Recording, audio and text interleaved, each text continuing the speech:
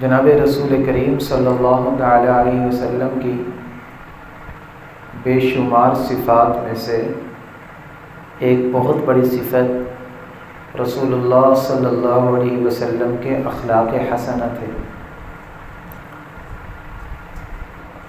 آج عام لوگوں میں بلکہ خواص میں بھی یہ بات چل چکی ہے کہ جو بندہ دل کا صاف ہوتا ہے وہ زبان کا کڑوا ہوتا ہے۔ یہ بات کیوں مشہور ہو گئی؟ حالانکہ ہم جس نبی کا کلمہ پڑھتے ہیں، جن کی شریعت کو ہم فالو کرتے ہیں، جن کے ہم نام لیوا ہیں، اگر ہم جناب رسول کریم صلی اللہ علیہ وسلم کی زندگی کا مطالعہ کرتے ہیں تو اللہ کے نبی ہمیں کسی بھی جگہ پر کڑوا بولتے ہوئے نظر نہیں آتے۔ اپنے جانی دشمنوں کے ساتھ بھی اچھا سلوک کرتے ہوئے نظر آتے ہیں، اور ہر جگہ پر رسول کریم صلی اللہ علیہ وسلم نے نرم گفتگو فرمائی ہے۔ نرم گفتگو اپنے اندر ایک بہت بڑی تاثیر رکھتی ہے۔ اللہ تبارک و تعالی نے جب حضرت موسیٰ علیہ السلام کو بھیجا فرعون کے پاس، فرعون کیسا شخص تھا کہ جس نے زمین کے اوپر خدائی کا دعویٰ کیا ہوا تھا۔ قال انا ربکم الاعلی، اعلان کرتا تھا، کہتا میں تمہارا بڑا پروردگار، مجھے سجدہ کرو۔ یعنی کہ معنی نہیں، وہ حقیقت میں اپنے آپ کو لوگوں سے عبادت کروایا کرتا تھا، لوگ اس کے سامنے سجدہ ریز ہوا کرتے تھے، بڑی بادشاہت تھی اس کے پاس۔ اب اس وقت زمین کے اوپر اس سے بدترین شخص اللہ تبارک و تعالیٰ کے نزدیک یقیناً اور کوئی نہیں ہوگا۔ ایک تو ہوتا ہے شرک کرنا، دوسرا شرک کی ترویج کرنا، اور خود اپنے آپ کو نعوذ باللہ الہ بنوانا، معبود بنوانا، خدا بنوانا۔ فرعون یہ کام کر رہا تھا۔ اللہ تبارک و تعالیٰ نے، اللہ تعالیٰ کا دستور ہے کہ جب قوم یا لوگ راستے سے ہٹ رہے ہوتے تھے، اللہ تعالیٰ اس وقت ان کے درمیان پیغمبر بھیج دیا کرتے تھے۔ یہ ماضی کا صیغہ ہے۔ جناب رسول کریم صلی اللہ علیہ وسلم جب تشریف لائے ہیں، آپ کے تشریف لانے کے بعد نبوت کا دروازہ اللہ نے بند کر دیا ہے۔ حضرت محمد الرسول اللہ صلی اللہ علیہ وسلم آخری نبی ہیں، اور آپ کے سر کے اوپر ختم نبوت کا تاج رکھا گیا ہے۔ اللہ کے نبی کے بعد، حضرت محمد الرسول اللہ صلی اللہ علیہ وسلم کے بعد کوئی بھی بندہ اگر ہمارے سامنے نبوت کا دعویٰ کرے گا، وہ جھوٹا ہے، وہ کذاب ہے، وہ فریبی ہے، وہ دجل کرنے والا ہے، وہ لوگوں کو فریب کے اندر مبتلا کرنے والا ہے۔ چاہے وہ آپ کے سامنے جتنا نمازی ہو، پرہیزگار ہو، جتنا بھی نیک بن کے آ جائے، نبوت کا دعویٰ کسی کا نہیں ماننا، کیونکہ اللہ کے نبی کی زبان مبارک سے لفظ نکل چکا ہے، انا خاتم النبیین لا نبی بعدی۔ اللہ تعالیٰ نے مجھے آخری نبی بنا کر بھیجا، اور میرے بعد کوئی نبی نہیں آئے گا۔ تو پہلے زمانے کے اندر دستور ہوتا تھا، جیسے فرعون راستے سے ہٹا، اللہ نے اس کی ہدایت کے لیے اور اس کے پیچھے جو لوگ تھے ان کی ہدایت کے لیے نبی بھیجنے کا فیصلہ کیا، اور وہ نبی کون تھے؟ حضرت موسیٰ علیہ السلام۔ حضرت موسیٰ علیہ السلام کے ساتھ اللہ تبارک و تعالیٰ نے حضرت ہارون علیہ السلام کو بھیجا۔ اس کائنات کے اندر جتنی دعائیں مانگی گئی نا، علماء اکرام نے لکھے کہ سب سے بہترین دعا ایک بھائی نے اپنے بھائی کے لیے جو کی ہے، وہ حضرت موسیٰ علیہ السلام کی حضرت ہارون علیہ السلام کے لیے۔ اللہ تعالیٰ نے موسیٰ علیہ السلام کو بھیجا کہ آپ پیغمبر بن کر جائیں، وہاں پر تبلیغ کریں۔ تو موسیٰ علیہ السلام نے عرض کی، ریکویسٹ کی، وَأَخِي ہارون هُوَ أَفْصَحُ مِنِّي لِسَانًا فَأَرْسِلْهُ مَعِيَ رِدْءًا يُصَدِّقُنِي۔ حضرت موسیٰ علیہ السلام کی زبان کے اندر تھوڑی سی لکنت تھی، عرض کی کہ یا اللہ یہ میرا بھائی ہارون ہے، اس کی زبان کے اندر فصاحت ہے، یہ اٹکتا نہیں ہے، آپ اس کو میرے ساتھ پیغمبر بنا کر بھیج دیجیے۔ تو اللہ تعالیٰ نے موسیٰ علیہ السلام کی تاکید کے لیے حضرت ہارون علیہ السلام کو بھی نبوت عطا فرمائی۔ اب جب اللہ تبارک و تعالیٰ ان دونوں حضرات کو بھیج رہے ہیں نا فرعون کے پاس، بتایا نا میں نے آپ کو فرعون کتنا بڑا کافر تھا، اللہ تعالیٰ فرماتے ہیں فَقُولَا لَهُ قَوْلًا لَيِّنًا، اے میرے پیارے موسیٰ، اے ہارون، تم دونوں فرعون کے پاس جا تو رہے ہو لیکن اس کے پاس جا کر نرمی سے گفتگو کرنا، لَعَلَّهُ يَتَذَكَّرُ أَوْ يَخْشَىٰ، اتنا بڑا کافر ہونے کے باوجود جب تم اس کے ساتھ نرمی سے گفتگو کرو گے ہو سکتا ہے کہ وہ ہدایت حاصل کر لے۔ تو نرم بولنا، اچھے انداز سے گفتگو کرنا، یہ رسول اللہ صلی اللہ علیہ وسلم کی سنت ہے اور اللہ کے نبی نے امت کو درس دیا ہے۔ اللہ تعالیٰ نے آپ کے اخلاق حسنہ کی تعریف کرتے ہوئے قرآن کے اندر فرمایا وَلَوْ كُنْتَ فَظًّا غَلِيظَ الْقَلْبِ لَانفَضُّوا مِنْ حَوْلِكَ، اے میرے محبوب اگر آپ سخت گیر ہوتے، فوراً گرفت کرتے، سخت دل ہوتے، سخت لہجے والی گفتگو کرتے، تو یہ جو آپ کے ارد گرد صحابہ کی جماعت بیٹھی ہوئی ہے نا، آپ کی سخت گیری اور سخت لہجے کی وجہ سے آپ کے ارد گرد نہ بیٹھتے، آپ کی سختی کی وجہ سے لوگ چلے جائیں۔ پھر آگے اللہ نے کیا فرمایا فَاعْفُ عَنْهُمْ، اگر ان سے کوئی غلطی ہو جاتی ہے نا ان کو معاف کر دو، غلطی ہو جائے تو معاف کر دو، وَاسْتَغْفِرْ لَهُمْ، صرف خود معاف نہیں کرو، اللہ تبارک و تعالی سے بھی ان کے لیے مغفرت کی دعا مانگو۔ دو چیزیں۔ تیسرا وَشَاوِرْهُمْ فِي الْأَمْرِ، کہ آپ اپنے معاملات کے اندر جو مشورہ ہو اس کے اندر ان سے مشورہ لیں۔ دنیا کا کیا دستور ہے کہ ایک بندے سے اگر غلطی ہو جاتی ہے تو ہم کیا کہتے ہیں کہ اس سے گفتگو نہیں کرتے، زیادہ سے زیادہ یار معاف کر، چل تجھے معاف کر دی، یہی کر سکتے ہیں۔ پھر اور اسٹیپ آگے کہ اللہ تعالیٰ سے بھی اس کے لیے معافی مانگتے ہیں، لیکن اس کو معاملات کے اندر رکھنا، اپنی کابینہ کے اندر رکھنا، اپنے مشوروں میں شامل کرنا، وہ تو ہم کہتے ہیں بھائی یہ تو ہمارے خواص ہیں کہ ہمارے دشمن نہیں آ سکتے، جس نے ہمارا کبھی دل دکھایا اس کو ہم اتنا قریب کیسے کر سکتے۔ لیکن اللہ نے کیا فرمایا وَشَاوِرْهُمْ فِي الْأَمْرِ، ان میں سے اگر کسی سے غلطی ہو جاتی ان کو خود بھی معاف کریں، اللہ سے بھی ان کے لیے استغفار کریں اور ان کو اپنے مشورے کے اندر بھی شامل کریں۔ تو اللہ تبارک و تعالی نے جناب رسول اللہ صلی اللہ علیہ وسلم کو حسن اخلاق سے نوازا تھا، یہ اللہ کے نبی کا بہت بڑا معجزہ تھا۔ اما عائشہ صدیقہ رضی اللہ تعالی عنہ کے پاس صحابہ کرام آئے کہ اماں جان ہمیں بتائیے کہ اللہ کے نبی کا اخلاق کیسا تھا۔ اماں نے فرمایا کان خلقہ القرآن، الحمد سے لے کر والناس تک قرآن پڑھتے جاؤ، میرے محبوب کا اخلاق تمہارے سامنے آتا جائے۔ یہ پورا قرآن میرے پیغمبر کا اخلاق سے بھرپور ہے۔ اپنوں کو معاف کر دینا آسان ہے، اپنوں کے ساتھ اچھے طریقے سے گفتگو کرنا آسان ہے، لیکن جو دشمن ہو اس کو سینے کے ساتھ لگانا یہ بڑا مشکل کام ہوتا ہے۔ لیکن جناب رسول اللہ صلی اللہ علیہ وسلم نے یہ ہمیں کر کے دکھایا ہے۔ اپنی گفتگو ہمیشہ نرم رکھو، لہجہ نرم رکھو، تمہارے نرم لہجے سے مخلوق خدا تمہاری طرف کھینچی ہوئی آئے گی۔ دشمن کو بھی پیغام دینا ہے تو دو۔ اللہ کے نبی مسجد حرام کے اندر ہیں، ہجرت سے پہلے کا واقعہ ہے، آپ وہاں پر عبادت فرما رہے ہیں۔ آپ یقین کریں کہ یہ واقعات ایسے ہیں رونگٹے کھڑے ہو جاتے ہیں، مطلب زبان سے یہ الفاظ نہیں نکال سکتا۔ جناب رسول اللہ صلی اللہ علیہ وسلم نے مجھ تک آپ تک دین پہنچانے کے لیے کتنی قربانیاں دی ہیں، اور ہم آج دین کے ساتھ کیا سلوک کر رہے ہیں، یا ہم دین کو کتنا ٹائم دے رہے ہیں۔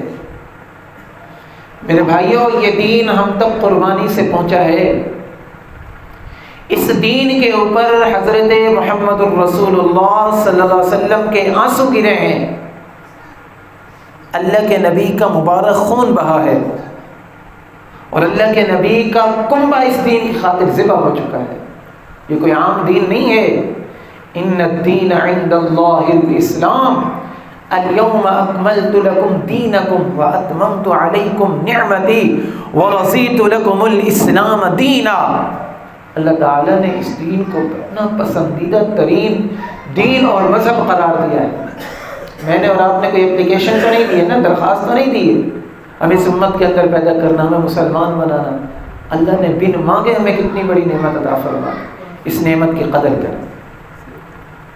عقبہ بن ابی معیط اللہ کے نبی کے دشمنوں میں اس کا شمار ہوتا تھا، اور اس بدبخت نے بڑا ستایا تھا۔ اللہ نے اس کے نصیب کے اندر ہدایت نہیں لکھی تھی، اس کو ہدایت نہیں ملی۔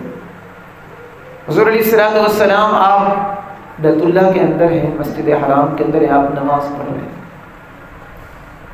نماز کے دوران اس نے آ کر چادر اٹھائی، چادر ایسے گلے کے اندر ڈالی اور گھسیٹنے لگا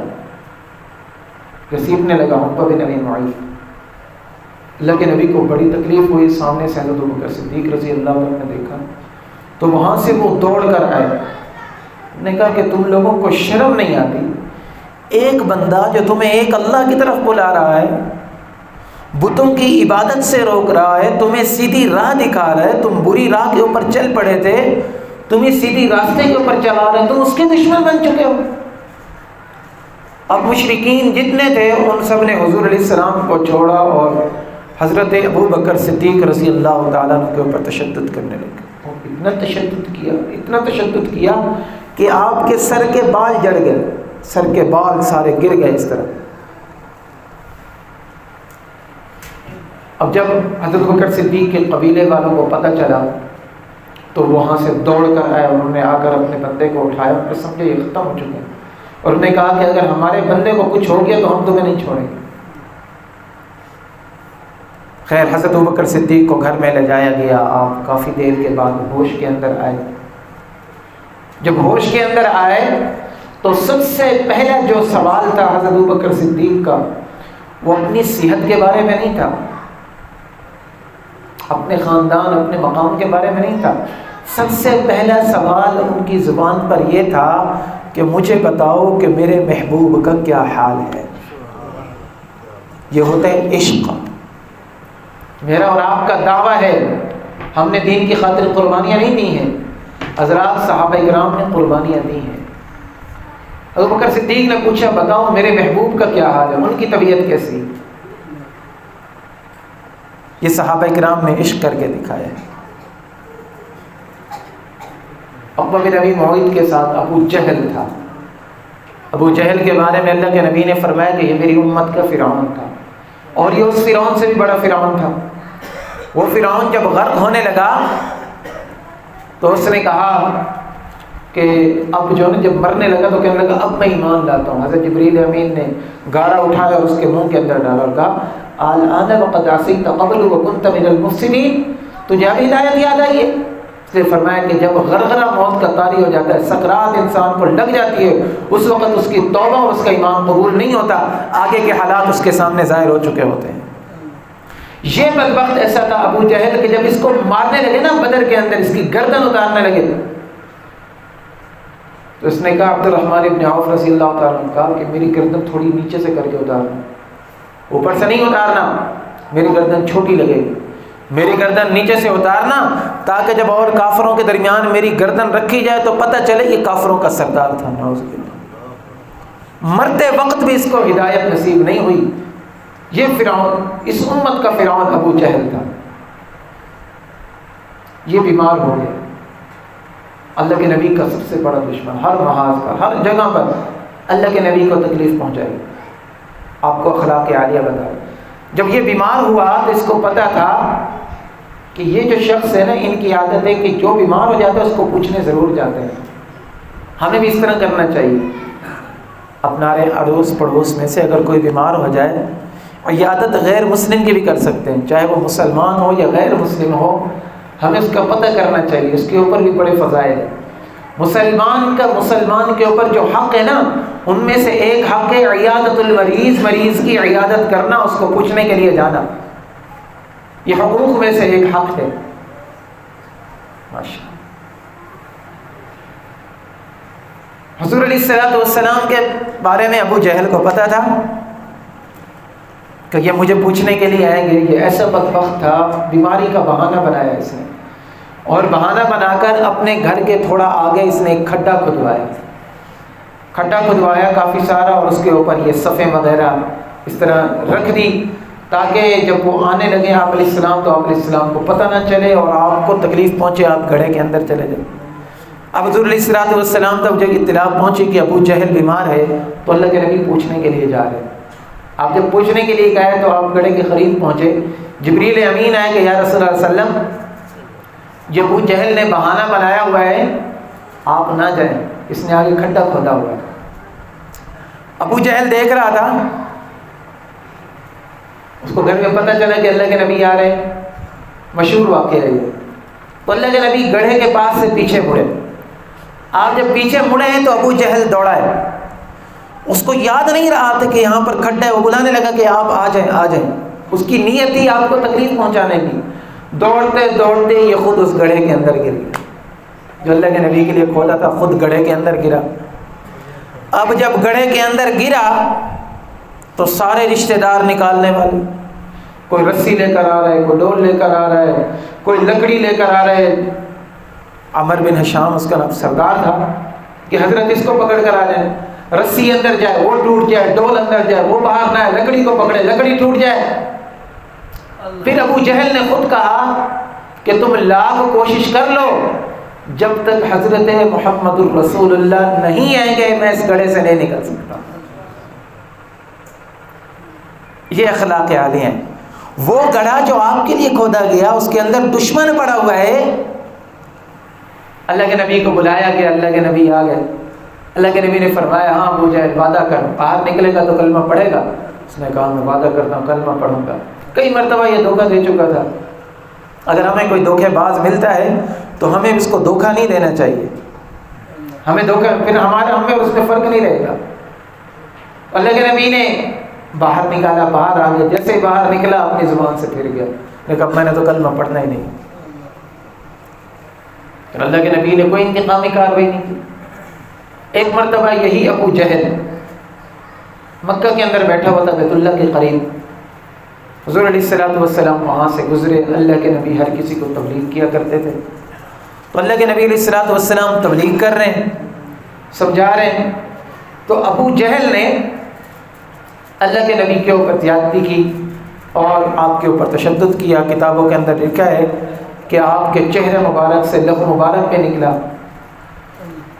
حضور علیہ الصلوۃ والسلام وہاں سے چلے گئے اپنے گھر کی طرف. وہاں پر حضور علیہ السلام کے چچا حضرت حمزہ رضی اللہ تعالیٰ عنہ، ان کی خادمہ کھڑی ہوئی تھی. اس نے جا کر حضور علیہ السلام کی چچی کو بتایا کہ آج آپ کے بھتیجے کے ساتھ ابو جہل جو دشمن خدا ہے اس نے یہ کام کیا. حضرت حمزہ پہلوان بھی تھے اور شکار بھی کیا کرتے تھے. حضرت حمزہ باہر سے آئے، گھر کے اندر آئے تو دیکھا اہلیہ پریشان ہے، کھانے کے لیے بیٹھ رہے تھے. پوچھا بھائی کیوں پریشان ہو؟ اگر بیویاں پریشان ہوں تو پوچھ لینا چاہیے. اور حدیث پاک کے اندر آتا ہے کہ جب گھر کے اندر داخل ہو تو مسکرا کر داخل ہوا کرو. تمہاری جتنی ٹینشن ہو نا باہر رکھ دی کرو. تم بھی مسکراؤ گے، تمہاری بیوی بھی مسکرائے گی تو تمہارا گھر گلشن بن جائے گا. تم باہر سے ٹینشن لے کر جاؤ، بیوی بچوں کی ٹینشن لے کر آئے تو گھر میدان جنگ بن جاتا ہے. صرف ایک مسکراہٹ کے اوپر بھی اللہ تبارک و تعالیٰ نے بڑے فائدے رکھے. یہ اللہ کے نبی کی سنت ہے. اما فرماتی ہیں کہ حضور علیہ السلام جب آتے تھے نا میرے گھر کے اندر، آپ کے چہرے انور کی طرف میں دیکھتی تھی تو آپ کے چہرے کے اوپر مسکراہٹ ہوا کرتی تھی. تو آج جب اپنے گھروں کے اندر جائیں تو مسکراتے ہو جائیں گے نا انشاءاللہ. یہ اللہ کے نبی کی ایک سنت زندہ ہو جائے گی. ہو سکتا ہے کسی کی ناراضگی ہو، اس سنت کو زندہ کرنے سے وہ ناراضگی دور ہو جائے. تو حضرت حمزہ آئے گھر کے اندر. کہ بیوی پریشان بیٹھے ہوئے. پوچھا ہاں جی کیا بات ہے, کیوں پریشان ہو؟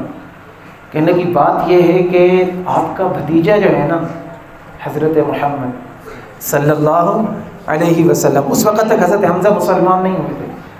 آج ابو جہل نے ان کے ساتھ بڑی زیادتی کی ہے, ایسے ایسے ان کے اوپر تشدد کیا. اس کا اچھا. حضرت حمزہ نے کھانا نہیں کھایا, روٹی وہیں پر رکھی. وہاں سے نکلے پہلوان تھے, گئے دیکھا ابو جہل بیٹھا ہوا, جاتا اس کو گریبان پکڑا, مارے اس کے منہ کے اوپر گھونس, لہو لہان کر دیا اس کو. تیری ایسی کی تیسی, تو میرے بھتیجے کی طرف نگاہ اٹھاتے اس کو تکلیف پہنچائی ہے تو نے. اس کا لہو نکلا, کہنے لگے کہ اب مجھے آرام پہنچائے کہ تو نے میرے بھتیجے کا خون نکالا تو میں نے تیرا خون نکالا. اب گھر کے اندر نہیں گئے, سیدھے گئے حضور علیہ السلام کے پاس. بھتیجے عبداللہ کے بیٹے, تو یہ نہ سمجھنا کہ تو اکیلا ہے, تو یتیم ہے, تیرا چچا تیرے ساتھ ہے, میں تیرا بدلہ لے کر آیا. خوش ہو گیا ہے؟ اگر چچے بھتیجوں کے ساتھ یہ سلوک کرنا شروع کر دیں, چچے اور بھتیجوں کی محبت ایسی بن جائے تو خاندان کیسا خوبصورت بن جائے گا. یہ بڑوں کا احترام اللہ کے نبی نے, اور حدیث پاک کے اندر آتا ہے عم الرجل صنہ ابیہ, آدمی کا چچا اس کے باپ کی جگہ پر ہوتا ہے. اپنے چچاؤں کا بھی احترام کرے. تو چچا آئے حضرت حمزہ, ہاں بھتیجے اب خوش ہوا, میں تیرا بدلہ لے کر آیا ہوں. حضور علیہ السلام کے آنسو, کہنے لگا چچا جان میں بدلہ لینے کے لیے نہیں آیا ہوں, اگر آپ مجھے خوش کرنا چاہتے ہیں, میرا دل خوش کرنا چاہتے تو میرے سامنے کلمہ پڑھ لیں, میں پھر جا کر خوش ہو جاؤں گا. کتابوں کے اندر لکھا ہے حضرت حمزہ نے کہا بھتیجے اگر تو خوش ہوتا ہے تو لا مجھے کلمہ پڑھا, میں کلمہ پڑھنے کے لیے تیار ہوں. اور وہیں پر حضرت حمزہ رضی اللہ تعالیٰ عنہ نے کلمہ پڑھا اور آپ علیہ السلام کے ساتھ محبت کر کے دکھائی. یہ محبت چلتی چلتی احد کے میدان تک پہنچی ہے. احد کے میدان میں حضرت حمزہ رضی اللہ تعالیٰ عنہ کے 17 ٹکڑے کیے گئے ہیں. 17 ٹکڑے, آپ کو شہید کیا گیا, مسرع کیا گیا, آپ کا ناک الگ, آپ کا سینہ مبارک چاک کیا گیا, قدم مبارک الگ کیے گئے. حضور علیہ السلام نے جب دیکھا نا چچا کا حال, تو فرط غم کے اندر, فرط جذبات کے اندر کہا چچا اگر مجھے کافروں کے اوپر قوت حاصل ہو گئی نا تو میں ایک کے بدلے 70 ماروں گا. انہوں نے میرے چاچے کا یہ حال کیا ہے. لیکن اللہ کا قانون ہے, اللہ نے قرآن کی آیت نازل کی وَإِنْ عَاقَبْتُمْ فَعَاقِبُوا بِمِثْلِ مَا عُوقِبْتُمْ بِهِ. میرے محبوب اگر آپ نے بدلہ لینا ہے تو ایک کے بدلے ایک آئے گا, زیادہ نہیں آئے گا. اور پھر آگے فرمایا وَلَئِنْ صَبَرْتُمْ لَهُوَ خَيْرٌ لِلصَّابِرِينَ. میرے محبوب اگر آپ صبر کریں گے تو صبر بہت زیادہ بہتر ہوتا ہے. اللہ کا نبی نے وہیں پر فرمایا میں بدلہ نہیں لوں گا, میں صبر کروں گا. اور اللہ کے نبی کے صبر کا یہ بدلہ تھا کہ 14 آدمی جنہوں نے حضرت حمزہ کے کلیجے کو چبایا تھا یا خون ان کے اندر گیا تھا, اللہ نے سب کو ہدایت عطا فرما دی. علماء اکرام نے بڑا عجیب نقطہ لکھا ہے کہ جس کے دل کے اندر, جس کے پیٹ کے اندر حضور کے چچا کا خون جائے, جو سید الشہداء ہو, وہ جسم جہنم کے اندر کیسے جل سکتا ہے؟ کتنا مزہ آئے گا جنت کے اندر. حضرت حمزہ بھی ساتھ ہوں گے اور حضرت حمزہ کو قتل کرنے والے وہ بھی ساتھ میں وہاں پر گھوم رہے ہوں گے. یہ حضور علیہ السلام کے اخلاق عالی تھے. اللہ کے نبی نے ہمیں یہ اخلاق سکھائے, اپنے دشمنوں کے ساتھ بھی اچھا برتاؤ کرو. ایک غزوے سے حضور علیہ السلام واپس آ رہے ہیں, کافروں کو پتہ چلا کہ اللہ کے نبی فلاں درخت کے نیچے آرام کر رہے ہیں. انہوں نے ایک آدمی کو بھیجا, وہ جو ہوتے ہیں نا پیسے لے کر مارنے والے, اس زمانے کے اندر بھی تھے. تو شروع سے کام چلتا آ رہا ہے, ٹارگٹ کلر, ٹارگٹ کلنگ جو کرتے ہیں. اس نے کہا ٹھیک ہے بھائی میں اتنے پیسے لوں گا, میں یہ کام کرتا ہوں. بہت بڑا پہلوان تھا. اللہ کے نبی درخت کے نیچے آرام فرما رہے, اس نے تلوار اٹھائی, تلوار اٹھا کر اوپر آیا. اللہ کے نبی کی آنکھ کھلی, پوچھا من یمنعک منی, بتاؤ مجھ سے آپ کو کون بچائے گا؟ اللہ کے نبی نے نہایت اطمینان سے فرمایا اللہ. جب کوئی ذات مدد کرنے والی نہ ہو تو کون کرتا ہے مدد؟ جہاں پر کوئی نہ پہنچے وہاں پر کس کی مدد پہنچتی ہے؟ تو اللہ سے مانگے.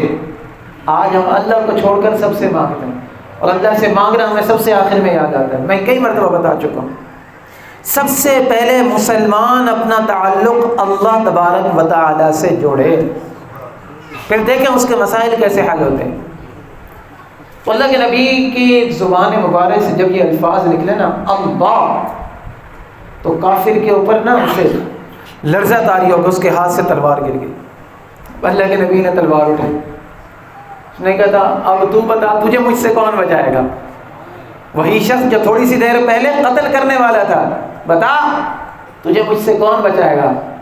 اس کافر نے عجیب جواب دیا، اس نے کہا کہ مجھے آپ کے اخلاق حسنہ بچائیں گے۔ آپ کسی نہتے کے اوپر ہاتھ نہیں اٹھاتے ہیں، آپ کسی نہتے کو قتل نہیں کرتے ہیں۔ اللہ کے نبی نے فرمایا ٹھیک ہے چلے جاؤ۔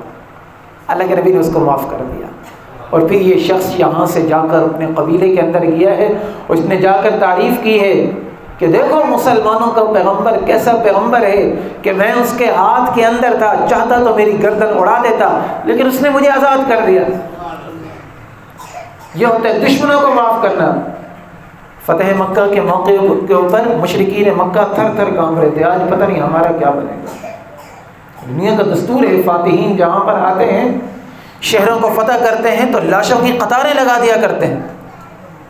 مکہ فتح ہوا ہے، وہ مکہ جہاں پر حضور علیہ السلام کے صحابہ کرام کو تنگ کیا گیا اور اللہ کے نبی کو اتنا ستایا گیا کہ اللہ کے نبی مکہ چھوڑنے پر مجبور ہو گئے۔ صحابہ کرام کو اجازت دی کہ تم ہجرت کر کے چلے جاؤ، وہ جانی دشمن سامنے کھڑے ہوئے ہیں، ہماری اپنے وطن کے اندر آئے ہوئے ہیں، اور وہ تھر تھر کانپ رہے ہیں کہ آج ہمارے ساتھ کیا ہوگا۔ پوچھا اے میرے دشمنوں بتاؤ تم مجھ سے کیا امید رکھتے ہو، تم مجھ سے کیا امید رکھتے ہو؟ انہوں نے یہی جواب دیا، سب نے بیک زبان یہی جواب دیا کہ ہم آپ کے اخلاق حسنہ کو جانتے ہیں، آپ کے اخلاق حسنہ کو جانتے ہیں۔ چاہے تاریخ کی کتابیں پڑھیں، تاریخ کی کتابیں کنگال لیں، اللہ کی قسم ایسا فاتح آپ کو نظر نہیں آئے گا جیسا فاتح حضرت محمد الرسول اللہ فتح مکہ کے موقع کے اوپر بن کر گیا۔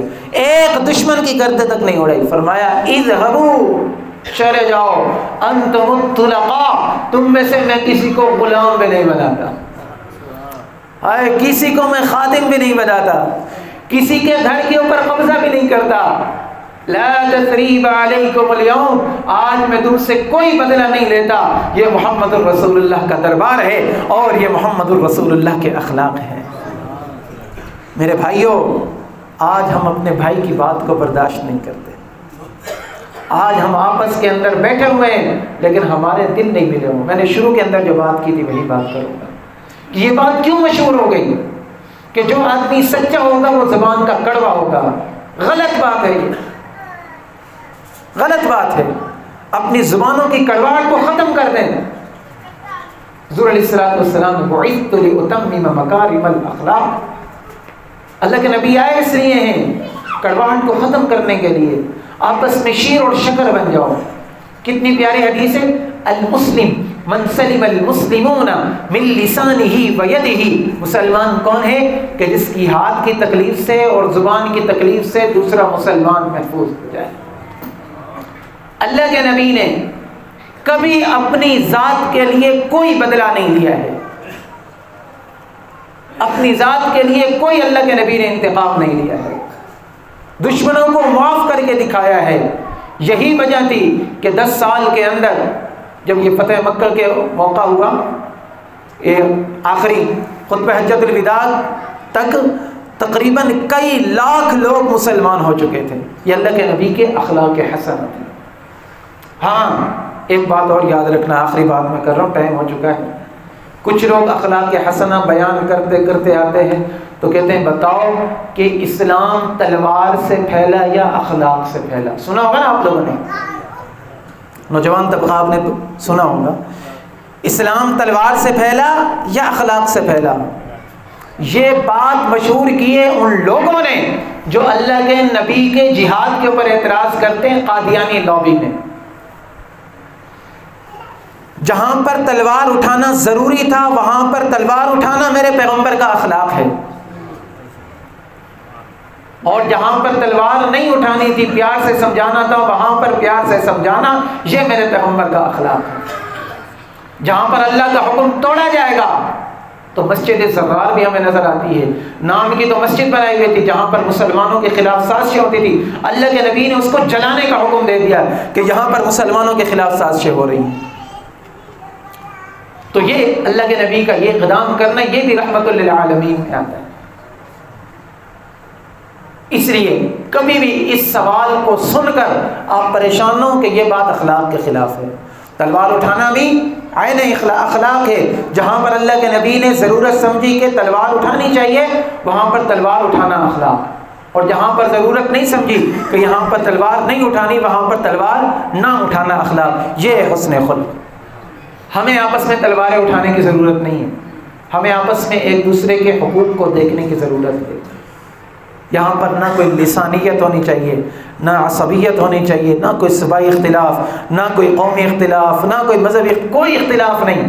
اللہ تبارک و تعالیٰ نے ہمیں تو ایک کلمہ دے کر تسبیح کے دانوں کی طرح پرو دیا ہے۔ تسبیح دیکھیے نا آپ نے کہ تسبیح کے دانے جب تک اس کے اندر پرے ہوئے ہوتے ہیں تو خوبصورت بنتے ہیں، جب اس کو توڑ دیتے ہیں تو وہ بکھر جاتے ہیں، پھر وہ تسبیح کے حکم کے اندر نہیں رہتا۔ اس لیے میرے عزیزو ایک دوسرے کو برداشت کرنا سیکھیں، اگر کسی سے زیادتی ہو جاتی ہے اس کو معاف کر دیں، صل من قطعک واعف عن من ظلمک، یہ اللہ کے نبی کی حدیثیں ہیں۔ اللہ رب العزت سے دعا ہے اللہ رب العزت جناب رسول کریم صلی اللہ علیہ وسلم کے اخلاق حسنہ ہمیں اپنانے کی توفیق عطا فرمائے۔ آمین۔ وآخر دعوانا ان الحمد للہ رب العالمین۔